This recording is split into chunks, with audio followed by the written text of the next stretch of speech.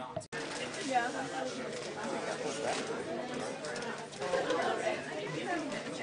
And I think she went like, sorry.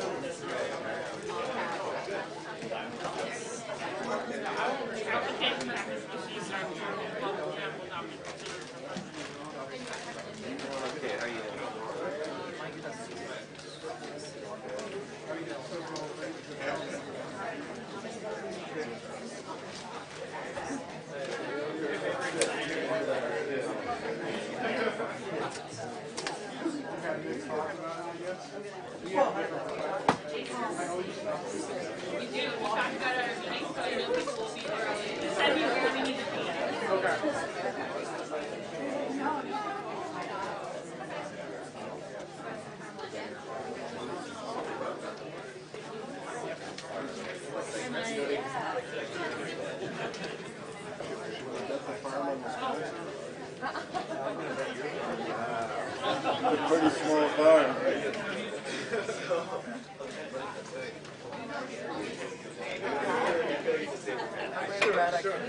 I know. I'm always We are freshmen, so that's not beyond the scope of possibility. Oh, yeah. Yeah. Other than that, it's even more.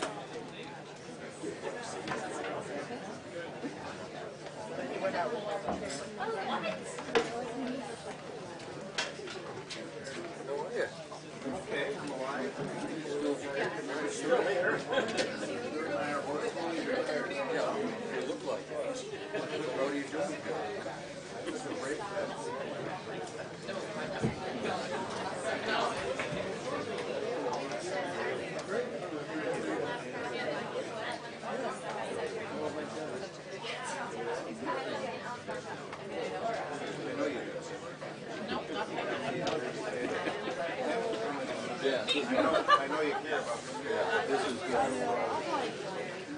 I want to talk about the digital divide, regulated taxes. So,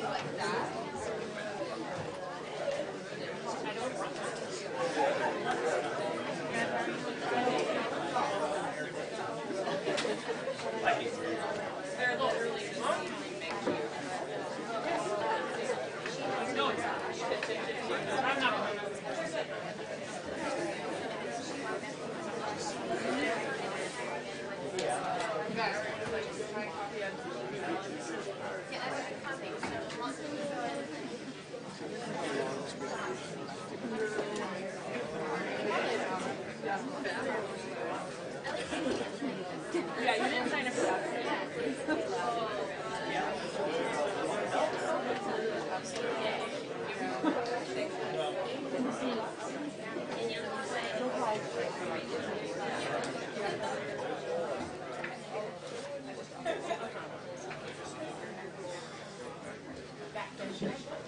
the old days.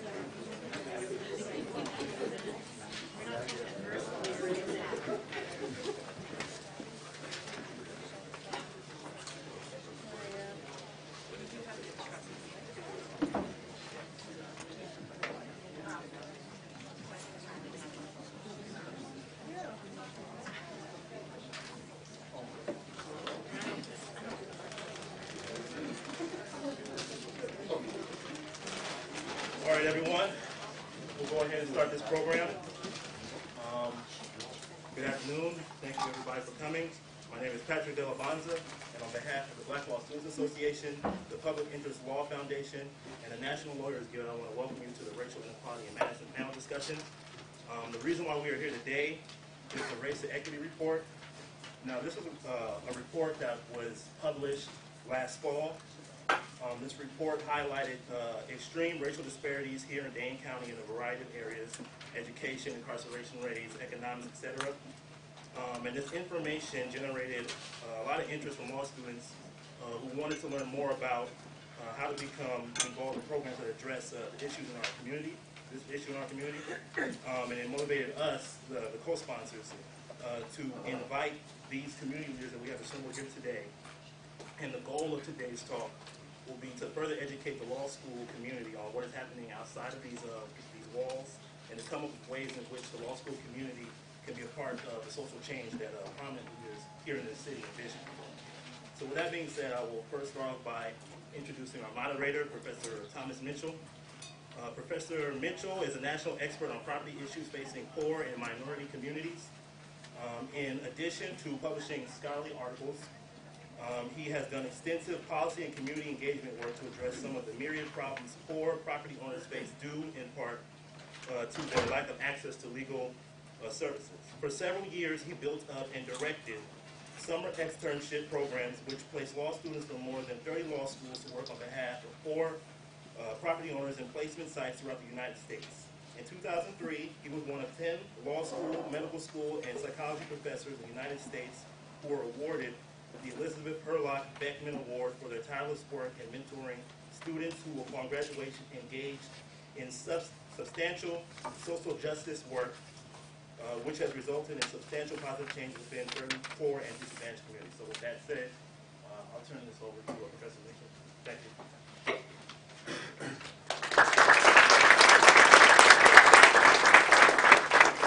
Okay, so thank you, everybody, for coming today. I want to thank Patrick and Laura and who are the co-sponsors for this event, which are the Public Interest Law Foundation, the Black Law Students Association, and the National Lawyers Guild. There's also been significant contribution to this event by Professor Bill Whitford. We should recognize that. Thank you, Bill.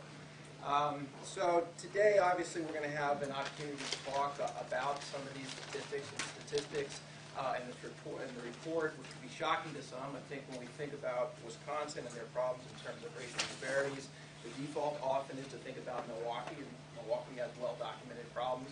But I think for some, the problems in terms of these racial disparities, both in Madison and Dane County more generally, have been a bit more surprising. And so what I'm going to do is read you the bios of our three distinguished speakers, but I also want to make sure, and they're each going to speak between 10 and 12 minutes. We're going to make sure to reserve 15 minutes at the end, 1:45 till 2, for questions and answers, and I hope that the speakers understand we're going to manage the time so that we do have that question and answer period. I do teach at 1:10, so I can't stay until 1 o'clock myself. Okay, so first of all, I want to introduce Erica Nelson, who's the project director for the Wisconsin Council on Children and Families with respect to their Race to Equity report. Erica, prior to serving a year in Dane County, Erica worked in public interest law for 3 years at the Center for Family Representation in New York City, providing legal counsel and representation for low-income parents in abuse and neglect cases in Manhattan Family Court. Based upon her work that she did in New York City, Erica has served as an advocate and consultant on child welfare issues and the role of parent representation for a wide range of organizations and policy groups. Erica received her undergraduate degree at the University of Wisconsin and her law degree at Rutgers University School of Law in Newark, New Jersey. Interestingly enough, she also performed and choreographed as a professional modern dancer in New York City. And so then our second panelist is a graduate of our law school. He's done some other things besides going to our law school. He's currently in his 7th term as mayor of the city of Madison. When he was first elected in 1973, Mayor Paul Soglin was the youngest mayor in the history of Madison. He's originally from Chicago. He did obtain his undergraduate degree here in history from the University of Wisconsin-Madison. And in the 60s, as a student here, was quite involved in the civil rights movement, including with the Student Nonviolent Coordinating Committee. Notably, Mayor Soglin has advocated against kind of real estate agents and their refusal to show and sell homes to African Americans in the northern suburbs of Chicago. And so in his 17 years as mayor, Mayor Soglin's achievements are enormous, including the design and construction of the State Street Mall and the Madison Civic Center, improving public transportation and achieving record-setting ridership levels, and developing Madison's first bicycle routes and lanes. The mayor's current priorities include addressing and seeking to eliminate the critical racial and ethnic disparities that we'll learn about much more with respect to educational issues, income, incarceration, and addressing some of the issues with kind of public contracting to ensure that there's greater equity in public contracting and to address issues of kind of the food deserts within Madison. Mayor Soglin and his wife live in Madison. Their 3 daughters were all educated in Madison public schools, and he is very committed to ensuring that all students have access to a comprehensive K-12 and high school quality education in the city of Madison. Our third panelist is another graduate of our law school, Everett Mitchell. Currently, he's the Director of Community Relations for the UW-Madison. He's a former Assistant Dane County District Attorney. He's also the former Associate Director of the Madison Urban Ministry. Everett is, I kind of gave you a background of some of his former professional kind of work. He has long worked on issues of kind of restorative justice for ex-offenders. He has participated in a number of organizations in Madison and Dane County, including work with the 100 Black Men of Madison, the Omega Psi Phi Fraternity Incorporated, Big Brothers, Schools of Hope, United Way, the Madison Homeless Housing Consortium, etc. On a personal level, he has served as an inmate mentor at the Oak Hill Correctional Institution, and he has mentored a number of children who had incarcerated parents. 2012, Everett was named the Young Professional of the Year by the Urban League of Madison. And so without further ado, I think we'll begin with Erica Nelson. Thank you. Well, thank you very much for wonderful introduction to our entire panel, which I'm humbled to be on the panel with these gentlemen, given their track record on these issues and the work that they've been doing. So I am also excited to be here because it's been a long time since I've been among lawyers and law students, and really much of my work that has influenced this project thus far comes from representing parents who were accused of abuse and neglect in Manhattan Family Court. And those circumstances were such that most of the folks that I was representing were mothers of color. And it wasn't just an issue oftentimes where I was representing them in their legal case, but I was part of sort of an innovative practice in which every client that we were assigned through Manhattan Family Court was also assigned a social worker. So many of the cases, when we were doing, the lawyers were doing a lot of the legal issues, there were social workers assigned to do a lot of the other issues that families who are low income in particular in New York City were facing. Housing issues, lead poisoning issues, health insurance issues, a whole array of factors that were influencing the circumstances that in many ways were the reasons that they were involved in the child welfare system in the first place. And what I learned from this experience was that comprehensive understanding of economic factors as well as racial factors and gender factors and the like influence how well we can address many of our social challenges.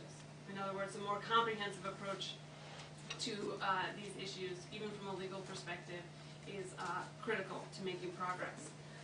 So it is really exciting to be here and have the opportunity to be in this room. As for the Race to Equity Project, it's about 2 years old at this point, and it essentially is a baseline report of where we are in Dane County today, looking at disparities between African Americans and whites on over 40 well-being measures in education, in economic well-being, in health, in child welfare system, the juvenile justice system, and the adult criminal justice system.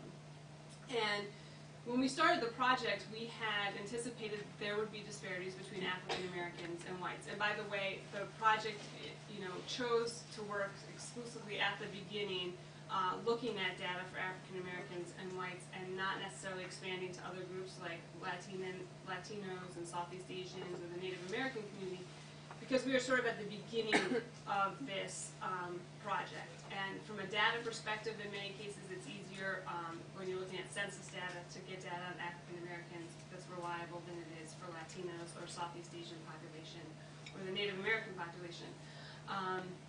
And myself and my colleague Tori Wynn have in terms of cultural competency and experience, more experience within the African American community. So that's where we started. We hope to expand in terms of the project, a report for Latinos, the Hmong community in particular, and Native Americans here in Dane County.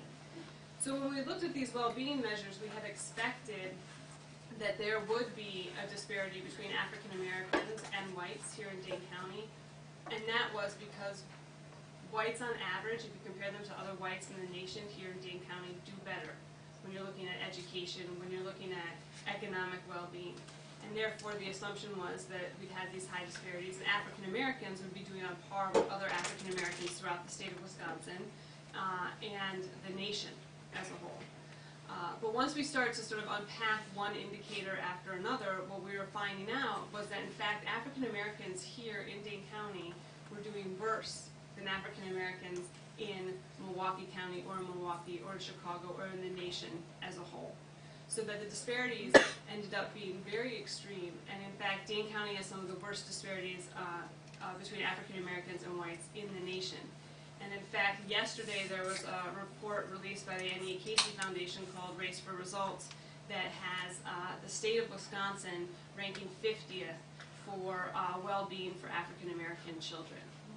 So, and Dane County is very much a part of that and contributing to that ranking. So when we went through these indicators and we were thinking, this is surprising, and the next one was surprising, and the next one was surprising, because instead of being on par, African American folks were doing worse. We started to go out into the community and talk about the disparity numbers that we were finding, and get some feedback about what the community thought were some of the drivers in Dane County in particular. And I think that in talking about what are driving this high inequality, and I don't know how familiar people are with the numbers. I know I had some quick fact sheets, and you have this, where do they put it? This little cheat sheet on disparity numbers. I have it right here. But if you look at poverty, if you look at health, if you look at education, and especially criminal justice system, Dane County is doing worse, and for the state and for the nation. And if you don't know this, you should. That the state of Wisconsin has the highest African American male incarceration rate in the nation. So we're really leading the way here at being at the bottom, which is I think surprising for many folks, and also a call to action as well for folks in the county generally and in the state. And so, in terms of some of the drivers that are happening locally, we have circumstances in this economy, in the local economy, where we are terming this a labor market mismatch, in which there are a lot of high qualified, highly degreed, highly tech savvy folks seeking jobs because they love, and understandably so, the quality of living and the place that Madison, Wisconsin and Dane County offer. And so in many cases, there are people that are overqualified for jobs, occupying jobs that may be entry level. So that's why we have high unemployment numbers in many cases for people of color, and in particular African Americans. So that's one of the drivers behind some of these high disparities. Another one is looking at neighborhoods. If you look at Dane County and Madison in particular in terms of neighborhoods, the neighborhoods are very small and often isolated. In other words, if you look at other urban centers like Milwaukee or Chicago or New York City or Oakland, you have vast neighborhoods that are often high concentrations of poverty and people of color, and yet within those neighborhoods there are institutions such as churches, neighborhood schools, grocery stores, transportation, places of employment. African American owned businesses, for example, here in Dane County we're at 1% for African American owned businesses, I believe. So there's a lack within neighborhoods, and when you're talking about employment, where people can network and have connections and social connections to get into places of employment, to start businesses that would give people opportunities. And lastly, and I think this is really important from a legal standpoint, is that many of our systems are sort of helping systems and institutions, that being sort of social work, that being our legal institutions, that being our institutions and our such as the child welfare system or the juvenile justice system. The people that are working within those systems oftentimes lack resources, training, the tools that they would need to better advocate and better work for the people, particularly people of low income and of color, that they're working with to create better well-being. In other words, I think we need to focus and have some thought about who are in those positions as social workers. Do they represent the people that they're serving in terms of, are people of color unrepresented in those jobs? And I would say, yes, they are.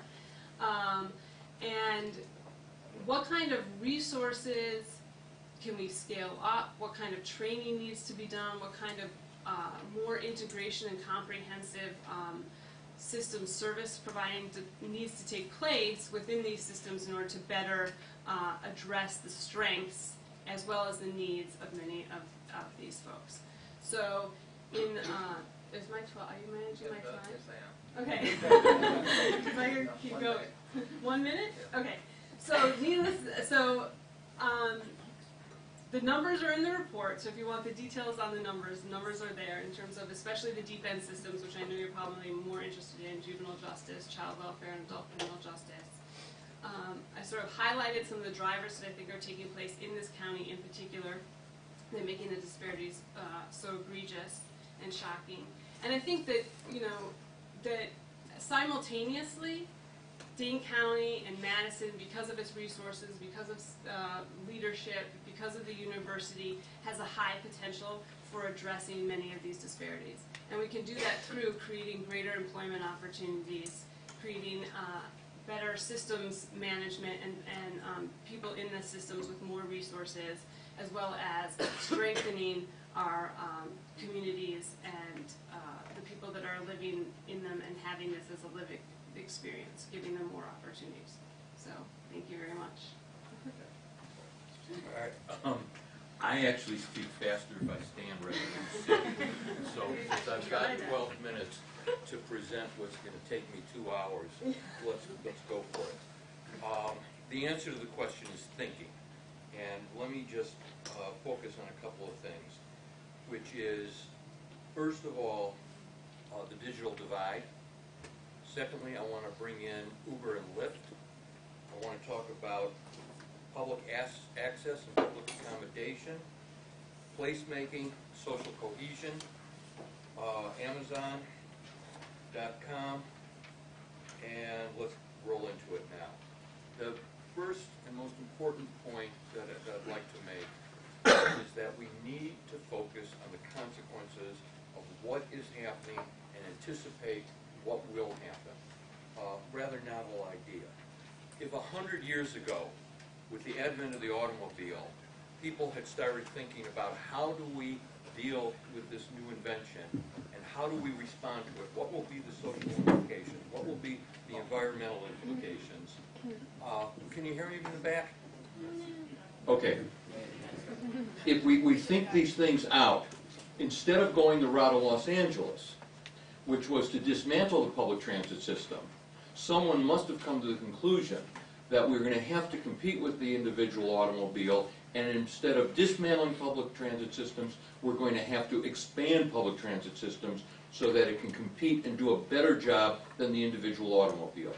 When Amazon and eBay came into our lives 20 years ago, there were some people, but not many, who were thinking of what is the consequences in regards to bricks and mortar bookstores, which are basically disappearing from the face of the earth. And not only are we losing them as retailers, but we're losing them as a place people congregate.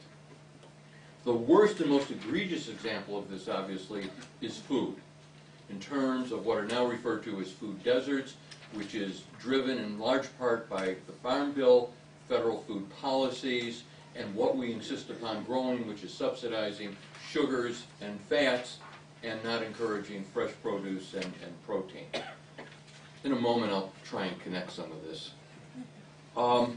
Ban the box. How many people in the room are familiar with the phrase ban the box? Every lawyer should know what ban the box means. Ban the box refers to the little box that you check on a job application that discloses your arrest record.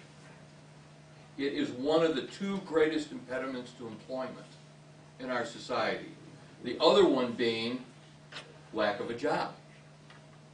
The first thing that a recruiter does is look at your employment record in the last 6 months to 1 year.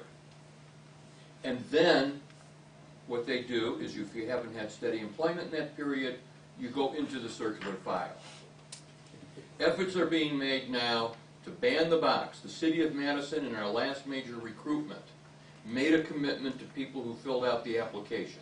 You fill out the job application, regardless of your arrest record, regardless of your history of recent employment, you are guaranteed an interview. That is the kinds of changes that are necessity if we're going to be serious about bringing economic change to our communities. What happens in regards to employment? We now have the most diverse workforce we've seen in years for the city of Madison. And let me just say, this has to be moved into the private sector. if we start hiring employees who don't have their commercial driver's license, they have no future. So we're going to need programs, going back to the old affirmative action programs, which are going to ensure that folks who had impediments because they stole a car when they were 16 years old, that have impediments to a commercial driver's license, are employable and can serve their community in well-paying jobs. Disparity studies. We had excellent contract compliance and affirmative action programs. Then came the United States Supreme Court, and we lost those programs. Now you can still work to attain requirements for minority-owned, women-owned businesses, but you must have a disparity study showing that public contracts are not equally distributed and allocated before you can start assigning points in these areas. The digital divide. Thank you, AT&T. You did a marvelous job of gutting all of our local regulations and all the requirements we had for wiring the city of Madison and the rest of the state. Here in Madison in the 1970s, we adopted a regulatory framework which required cable franchises to commit to wiring the entire city, not just University Heights, not just the UW campus, not just Maple Bluff's not in the city, but not just Cherokee. You had to commit to wiring the entire city. Not only that, but you had to pay licensing fees so we can make sure you did it. And you had to provide public access. Then AT&T came along.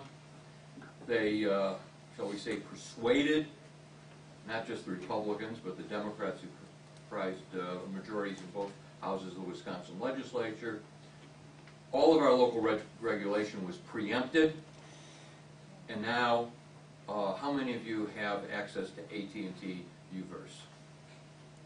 Well, you're the lucky ones. You probably don't live in a dead-end street. You probably don't live in a census tract that's low income, because AT&T won't wire my block, and it won't wire areas on Madison South Side. What is the social and economic consequence of neighborhoods not having access to the internet? That is a matter of public accommodation and public access. People are asking me, why am I so firm about saying that Lyft and Uber have to be licensed like any other city taxi cab company? Well, the economics of taxi cabs is this.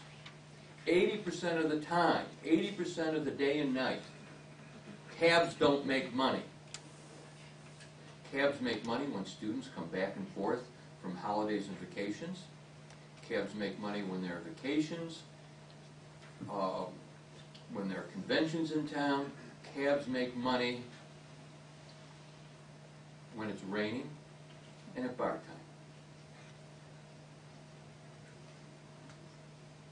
If we're going to have public accommodation and public access, we found that it was a necessity to license and require cabs to provide service to all neighborhoods at all times, day and night.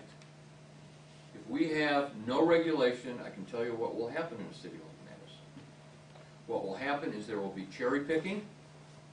The cherry picking will drive the existing cab companies out of business, and then there won't be access. It's that simple. Who's thinking this stuff out when the legislature comes and goes in session and is not looking at the consequences of so-called entrepreneurial-friendly deregulation?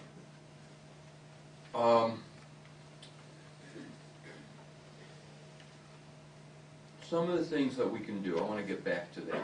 I've discussed city hiring policies and ban the box. A message to be delivered to local employers.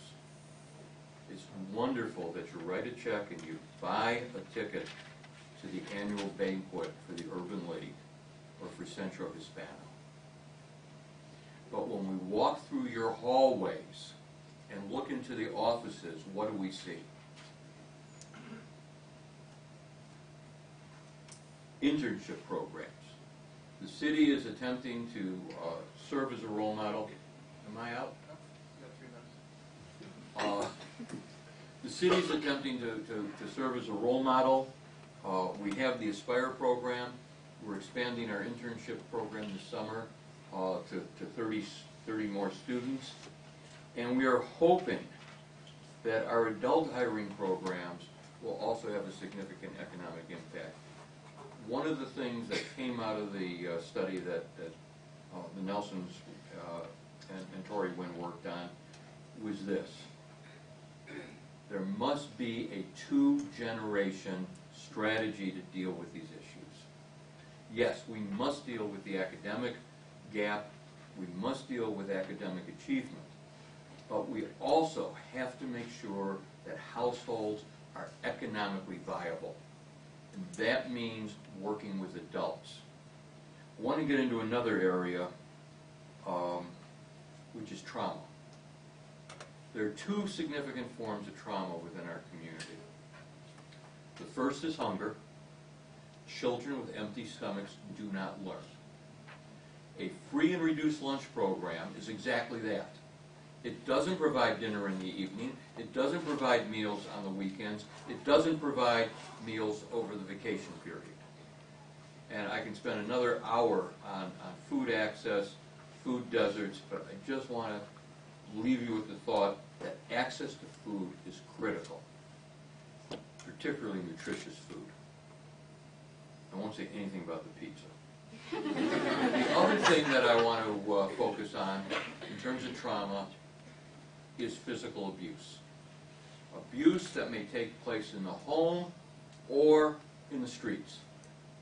The children who are subject to abuse and witnessing abuse have some very serious problems, and they get worse as they get older. If those children are in households that are leery of government, leery of law enforcement, the problem is even more challenging. What do you do if a member of the household engages in abuse, but that individual is a breadwinner, and that individual could be subject to deportation?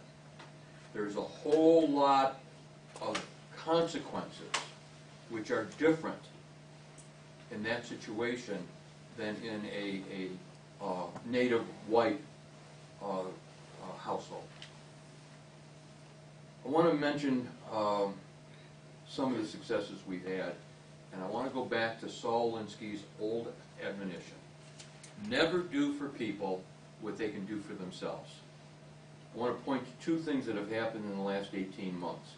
One is bus service to Owl Creek, and the second is the establishment of the new community center that will be built at Teresa Terrace. In both instances, city staff were organized as what we call neighborhood resource teams. The key word here is resource. They are a resource to the neighborhood. They are not in charge. They don't run the neighborhood. What makes neighborhood resource teams effective is an organized community. And if the community is not organized, there's very little that an NRT can do. But in communities where we do have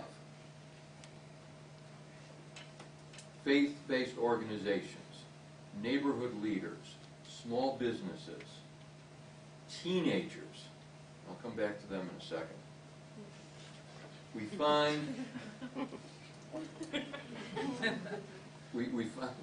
find our greatest success. All right, so the teenagers. Owl Creek never should have been developed. From a land use standpoint, there's never should have been housing there. Going back to my first and second tenures as mayor, when we looked at Owl Creek, we looked at it as an area that would principally be industrial, not homes. Well, Owl Creek was developed with some subdivisions. There was a low-income housing program that went in there, and you got a neighborhood that has no bus service. How do kids who want to stay later than the school bus leaving La Follette High School get home at night? They don't. How does an 18 or 19-year-old who's graduated from high school either get to school, post-secondary education, or to a job. They don't. Well, the teenagers, with the support and the technical assistance of the NRT at Owl Creek, spent about 8 months. Bottom line is $350,000 of city money is now being appropriated. A new bus line was established, and that is critical to academic and economic success in that neighborhood. I got 2 more hours here. Thank you.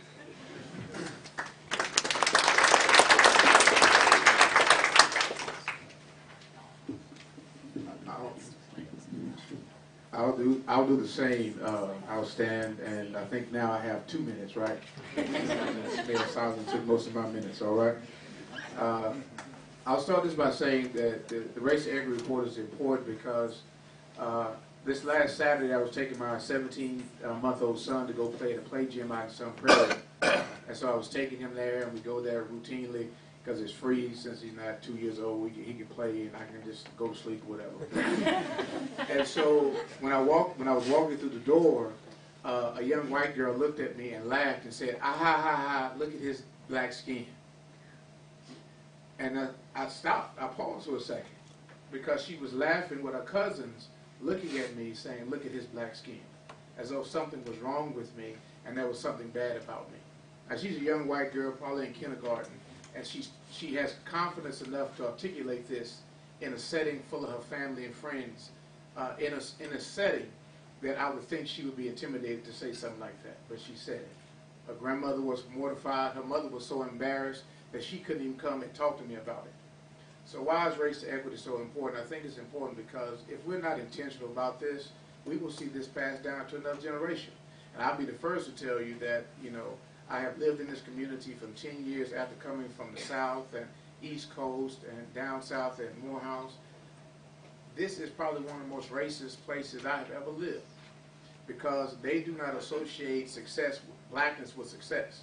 They associate blackness with failure, poverty, gang memberships. And so despite how many degrees I have after my last name, and I have a lot of them, and I'm still paying for it through my loans, yes, I'm still seen as a threat, or they fear me for some reason, right? And I'm more to help them than I am to steal anything from them, but they can't see that. And that is the legacy, and that is the pain, and that is the struggle of trying to be a person of color living in this place. And I'm telling you, it is difficult to do so, but I think if we're going to change for the good, it is a necessary thing that we have to do to try to make this community better. So the question I was asked is, I'm sorry, that's my phone. That's probably my wife, who's also a UW grad as well. So what can you do with your law degree, or what can you do as law students? Let me give you just a couple things that I think are important. One, I think you need to work with organizations who are doing the work on the ground. I think you need to think beyond Urban League and Boys and Girls Club. They get the most visibility because they're the loudest, but that doesn't mean because they're loud, they're doing the on-the-ground work. So, for example, there are organizations that I love and dear to my heart, so like Freedom Inc. Freedom Inc. is doing great work down here right off of Park Street in the Bayview community among Hmong, Latino, African-American children, LGBTQ, and they're teaching teens about what are their rights, what do they need to know about when the police confronts them, what do they need to know if a police tries to stop them. And so, sometimes I'll go down there and do forums with the students to teach them what are their rights, right? What can you say? What can't you say? What can they do to you? What can they not do to you? And I think that's a place where young law students, as you're coming out of your first semester of criminal law, you really don't know nothing anyway, but at least you know stop and frisk. You know something about stop and frisk. And so, being able to go down there and teach young people that kind of stuff, I think can be instrumental in developing a new pattern of behavior. Because let me tell you something, as a prosecutor, one of the things that saddened me the most is not all police officers are very transparent or honest. Surprise? Maybe not. And so you have to teach these teens so that they can understand. And the second group is called Breaking Barriers. And it's a new organization that just formed by a newly released man who came out, and he was incarcerated when he was 15 years old. And he's working to advocate for change in the juvenile system. So he works, and his team works, to keep students in school rather than being suspended. So they'll go to court to advocate for them, to teach them, and talk about the law, what could be done, possibilities. And I think that kind of involvement could give law students more of an opportunity to put their legal mind into practice. You may feel like a social worker, but let me tell you something. There's nothing more powerful than a social worker with a legal mind. Trust me, I've done great work. I think the second area that you can work on is the idea of expungement and dismissal of fingerprint cards and getting fingerprint cards removed from databases. One of the things I did as a district attorney was I put a lot of young African American men, Latino men, among men in our first offenders program. One of the things that they didn't realize is that even though your case is dismissed, you still have to follow through and get your fingerprint cards pulled off record from once you're arrested. And so there are a lot of young men who will go try to get jobs, not only just in Wisconsin, but in Illinois, Ohio, wherever, Mississippi. And every time they run through the database, their fingerprint cards will come up because they were, and it will come up with the original case, right? So anybody knows anything about prosecutorial law, we may charge you with something crazy, like, you second-degree murder, but by the time we get done with it, you might be a disorderly conduct, right? Because we don't know. We wait till the evidence come in. All we have is an initial report. We wait till the evidence in before we make the final decision. And so, but young men and women, they get charged and booked on that original thing that we're putting them in on, and when they do that and those fingerprints get put into the database, wherever they move, those same things will get pulled up over and over again. And so I've seen people get denied jobs, even though they don't even have a convicted criminal record, just on the illusion of, well, maybe some did happen. And people find other reasons to deny them employment. So you have to, I think, partnerships with district attorney's office, so that they're finishing first offenders program or any of those type of diversion opportunities, that you can step in and then try to assist the clients with being able to make sure that they follow through with those next steps. I think thirdly is this. I think you have to use your degree for the common good. When Reverend Barber came to the community a couple weeks ago and he gave a rousing speech down there at Bethel Lutheran Church, one of the things he talked about was the power of the common good. And I think sometimes when you're going through law school, at least my class, they was focused so much on the job. Like they had to be at a firm and they had to make this money and they had to make a whole bunch of money. And I can tell you, after clerking a summer at a firm, it wasn't as majestic as I thought. First of all, they want to work you like you're a slave. And they'll pay you, but then they take all the taxes out your check, all right? So I'm still looking like a slave broke. But this is what I learned at Course and Bread. This is what I got, a good lesson. I got 1 minute. I got a good lesson from a partner who pulled me aside one day, and he told me, he said, Everett, they will never hire you because you don't come like they come. Right? I'm like, what the hell kind of conversation is this? Is this motivational or what? Inspiring or what? No, what? He said, they'll never hire you because you never came the way that they came. And so I took from that, all right, if they won't hire me because I don't have a 4.0, I did law review. I did, I got in Wisconsin law review. I did mock trial. I did all these other things. But because I didn't come the way they came, they wouldn't give me the opportunity. So I said, you know what? I'll use my law degree for the common good. So I take pro bono cases all over the place, right? I don't take a lot of them, but I'm very discerning about what I take. And I represent clients who are in prison.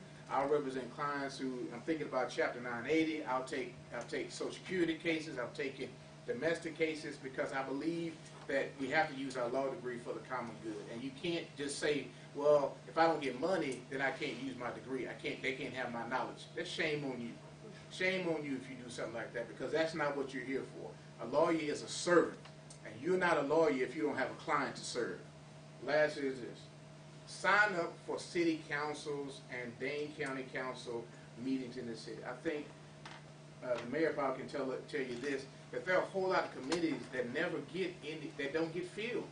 And so the city always needs people to fill those committees, right? If you're serious about economic development or education or health, I'm telling you, both the Dane County and the city of Madison needs representatives, diverse representatives to sit on those committees. And so I got to go because the mayor took all my time.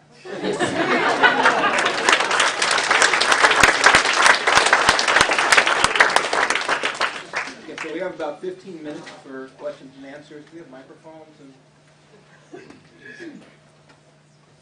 so you guys can just raise your hands. maybe identify yourself.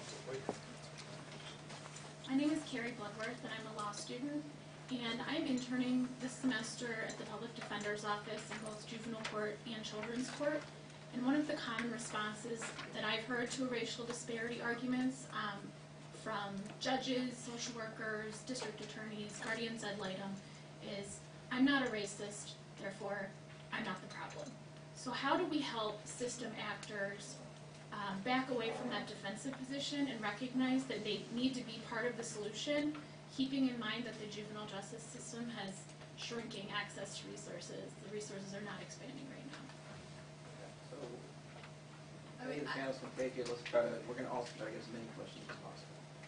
I think that's a really interesting question, because that's, justice is blind, right? I mean, this whole idea that there's none of these factors are implicating in any of the decisions.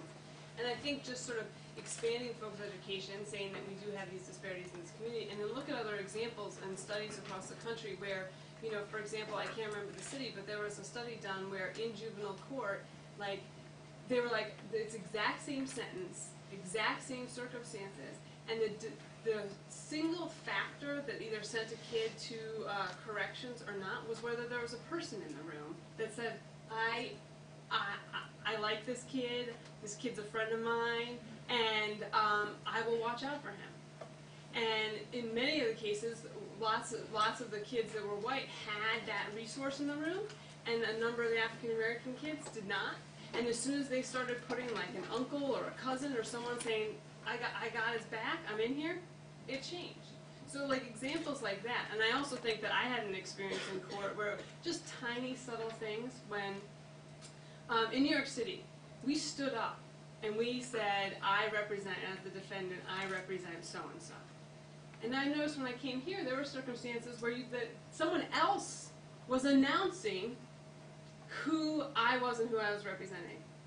And I think just changes in like, you know what, this is the client, I'm the defense attorney, and I get to say who my client is as opposed to setting up a dynamic right in that room that already sets up in my opinion, just subtle things like that don't require resources, that just require expansion of education, whether that's yourself as an advocate and pushing the disparity issue, and saying that there are alternatives that don't cost it. We do want to, somebody else want to briefly address that, because I know that there's a number of other questions. I can't address it briefly. Okay, so let's some more questions. More questions?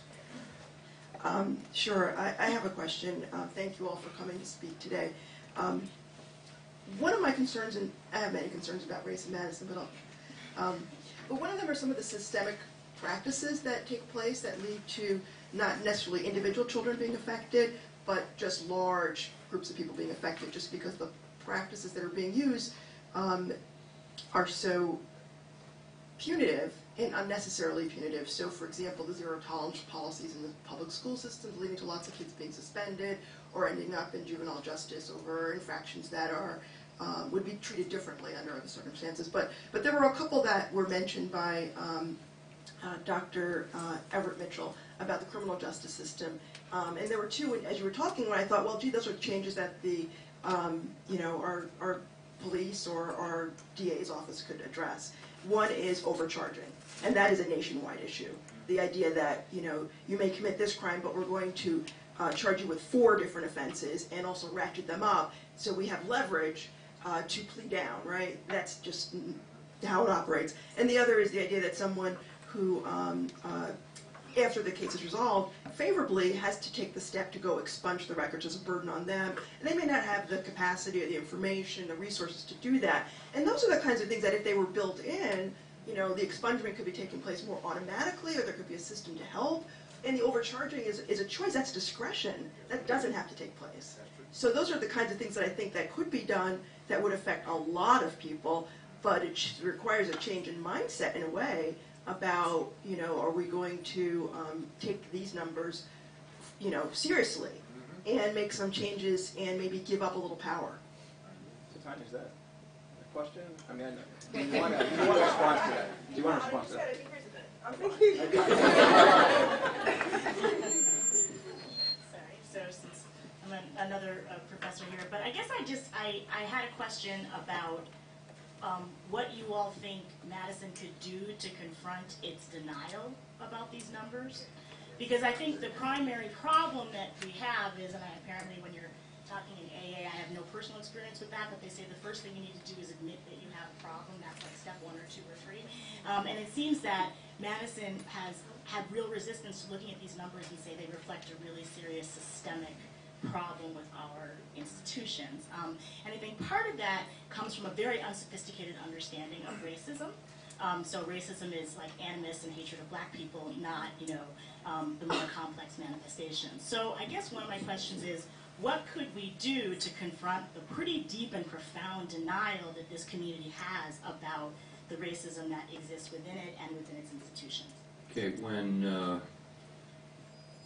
when I decided to come back and run for election in 2011, I don't want to rewrite that election, but I want to point out that my opponent, and it took me a lot of work to get him to say it, but he finally said, there are no troubled neighborhoods in Madison, in response to my constantly bringing up the issue. Now, I want to go back about 4 or 5 years earlier than that. I gave a speech in 2005, 2006, 7, somewhere in there. And in that speech, I was talking about the changing demographics in the Madison public schools. And I went through a series of numbers in regards to the 27 or 28% of the kids who a few years earlier were African American, Latino, or Asian, and that now we were pushing 50%. The numbers had just grown significantly in a half a dozen years. The audience gasped. But while they were surprised at the numbers that I was presenting, I gasped at the fact that they didn't have a clue and that they were so surprised. And I asked myself, why don't they know this? Part of it is the disconnect between those who are, in effect, established and in power and those who have children. I'm really convinced that that's a large part of it. If someone does not have children in the public schools and is not engaged, and they're a professional here in town, they don't have a clue what is going on. And what we have to do is get into that, in effect, corporate community. That's part of it. The second part of it, which I found institutionally in both city government, but more importantly in the public schools, was a fear that discussing this would exacerbate racism, that a discussion of the changing demographics would in fact create a backlash. And I think we've got to get over that enormously. And if we can tackle those two, we'll go a long way towards addressing your question. Thank you so much. She was so quick and timely. Thank you. Professor, I think, honestly, you know, this is just from my experience. I think wherever people of color have power, they have to take the risk to expose their institutions for what they are. And I think too often the people I know in power, they don't take that risk. They'll sit back, take paychecks, and they'll come up with these analyses, but they won't say, listen, our institution is biased for this reason. So when I started working here at UW, one of the things I noticed was, and I could care less. I'm like, fire me, I don't care. You know, I got a law degree, I make my money different. I'm a hustler, so that's what I do, right?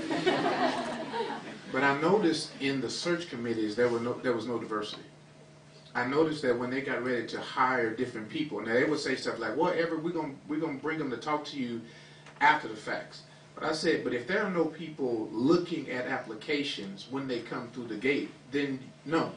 That's when we need to be at the table having conversation, because you don't understand what an HBCU is. You dismiss it because you don't understand the quality of what an HBCU could provide. So you may dismiss it saying, oh, it's not UW, and I love, all this other stuff. And I think we have to take those risks. I'm seeing it over and over again, whether I'm in education, whether I'm in corporate boardrooms, whether I'm at board of directors meetings, it's the same old conversation. They act like they don't know, and I will see the same actors. Now publicly they'll be, oh, but probably in those boardrooms they'll sit back and be quiet when stuff that is mean and that is ugly and that is nasty are being said about people, and they don't say anything. I remember sitting in a meeting, and this dude got up there and actually said this. I'm surprised we didn't. He should have been lynched, but he literally said, "Black folks are just giving jobs in the city of Madison, right? They just giving jobs. They just token niggas giving jobs." And I'm sitting there thinking in my mind, if I was down south, this man should have been strung up and hung. And I committed to myself, I said, I'll never sit in a meeting where somebody says something like that and they're not given the full weight, and I'll walk out of a job before I let somebody denigrate our people like that. That didn't happen in the South. That happened here in the city of Madison. Right? So that's my solution to it. I don't know how to get white folks to finally say, oh Lord, this is wrong. But I do know how to get my people to say, we got to take some steps and be proactive in that kind of engagement. I've got to say something else. I'm sorry. But it's really important to look at the culture of organizations. It is very, very difficult to create a great culture. It is easy to break a great culture. And the example, I was back in office 3 months. Someone submitted a list to me of an oral panel. I looked at the oral panel of 5. It was 4 white males, it was 1 white female. I looked at this, I said, where are we? We solved this 30 years ago. Well, no, we didn't. Obviously, if we're submitting a panel like that at the time. The other thing, just give you another example of paying attention. The city of Madison had 5-year contract terms for its top managers with 6 months probation. Then we went to a 2-year contract with 1-year probation. Now, how many of you would like to apply for a job, uproot your family, for a job that is a 2-year contract with 1 year of probation? To Madison, Wisconsin. That is a form of invidious discrimination. Built into it, it is going to create a selection process that is going to limit the pool of people who are interested in the job and the quality of those people. I mean, I wouldn't want to hire any of you if you were willing to take a contract like that. Not if you're a law school graduate. I think we have time for 1, maybe 2 more questions, depending upon the length of the responses. So let's start with a commitment to having at least 1, maybe 2.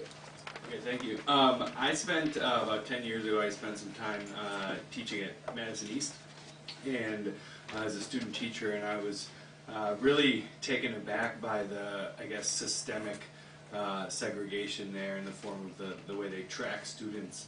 And I'm wondering, there wasn't a whole lot said so far about the role of our education system. I think that's the one thing, as far as those numbers, that first jumped out at me 10 years ago, because these are, the educational disparities are, were being tracked back then as well.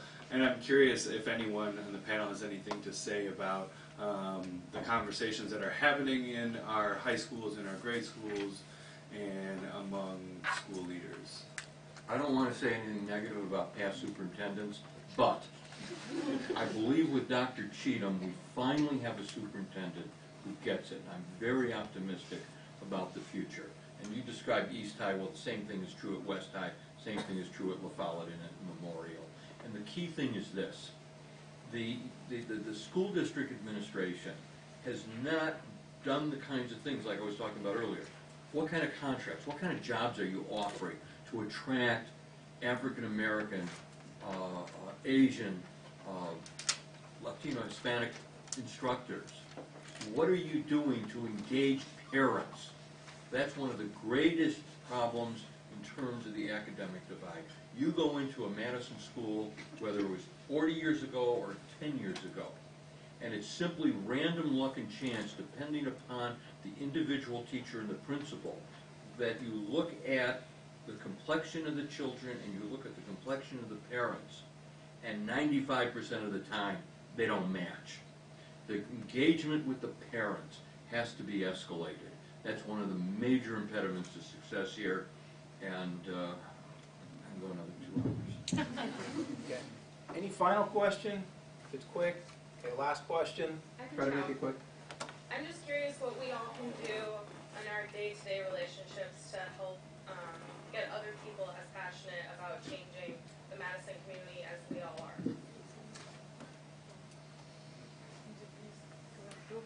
Well, that's a wonderful. I think that's a beautiful. Thank you, cousin Mitchell.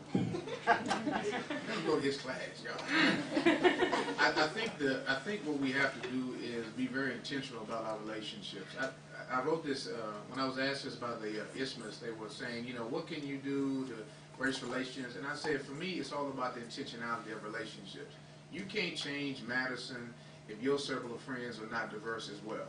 Like if you don't have, if you don't know if you walk by every day, you don't know the stories of the brothers and sisters, the Latino mom, or people that surround your circle every day, then don't try to change Madison. Try to change your inner circle. And my philosophy is the more inner circles that get changed, the broader circles will begin to change as well.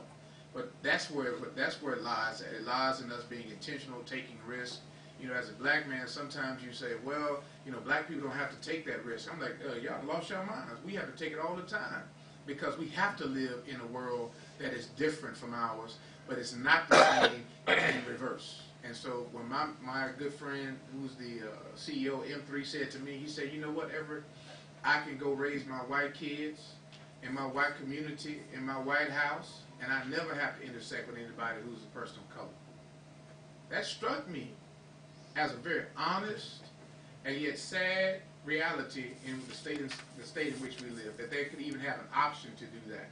And so I think if we are concerned about this issue, find your circle of friends. You got people around here that got stories. Know their stories. Know their names. Know their last names. Know their middle name. Know their sisters. Know their cousins. Know their struggle. Know their frustrations. Know their hopes. Know their dreams. Know their failures. Know what they want. Then I swear to you, I promise you, we'll see all kinds of dramatic change. And that goes both ways. It ain't just white people do. Black folks need, black Latino Hmong folk got to do the same thing. Thank you.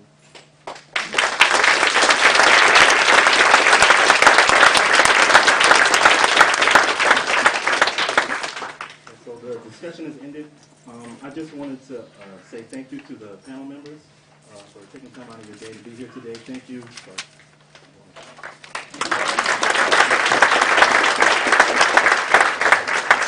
Also, thank you to Professor Mitchell for being the moderator of this discussion. And I also want to give a special thank you to Professor Bill Whitford, who was an integral part to helping this event happen today. So.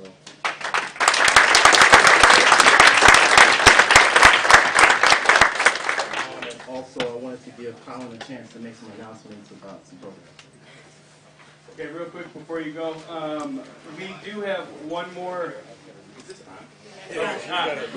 We do have one more panel tomorrow at noon in room 2211 on immigration here in Madison, and we have some excellent speakers. We will be providing lunch again. It won't be pizza, so the mayor, if he wants to come, you can have a different lunch. But we also, I wanted to put in another plug on Friday, April 11th at the Wisconsin Institute for Discovery. We have the first, the inaugural Jackie McCauley auction that PILF and WLSA have put a whole heck of a lot of time and energy into, and we would love to see all your smiling faces there. All right, thank you very much.